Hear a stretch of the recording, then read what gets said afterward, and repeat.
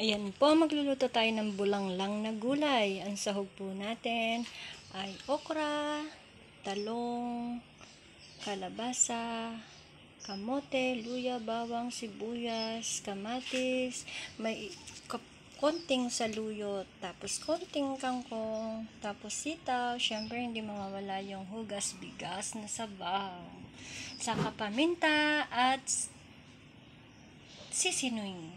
Wala pa dyan, mamaya na po yun. Saka asin. Okay. Gayatin ko muna po ha. Silipin na natin, kumukulo na. Tayin lang natin kumulong-kumulo guys. Yan, ilagay na natin ang paminta. Buo po siya, dinurog ko ha. Ilagay na natin.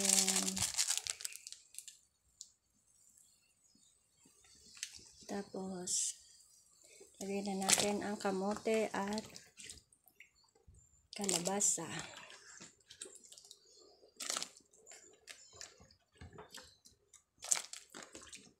Kamote at kalabasa.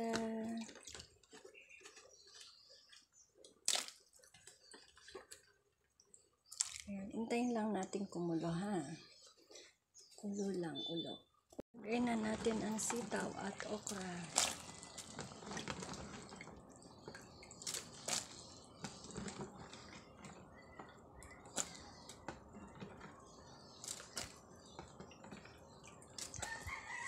Hintayin ulit natin kumulo. Mamaya na natin nahaluin guys. Na natin ilagay ang talong. Talong. Yan. Ayan, ulit kumulo.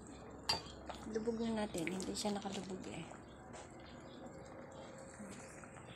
Tapon natin ang saluyot at kangkong. Yung saluyot po, ginayat-gayat ko kasi hindi nakain si nanay. Kaya, ginayat-gayat ko siya. Para lumiit yung saluyot. Ayan, ilagay na po natin ang malunggay guys. Malunggay mula sa puso. Hintayin lang po natin yan kumulo ng konti. Tapos okay na po yan. Okay na po. Lubog-lubog natin ng konti.